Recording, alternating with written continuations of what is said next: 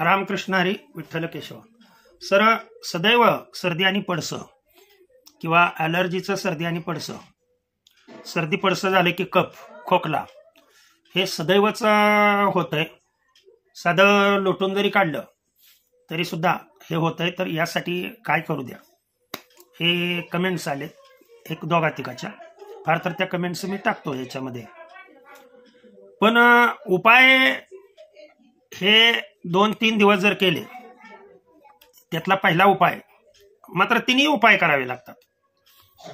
मोहरीचं तेल, सरसोचं तेल म्हणतात त्याला, किंवा अणुतेलाची छोटीशी बॉटल मिळते, लक्षात ठेवा.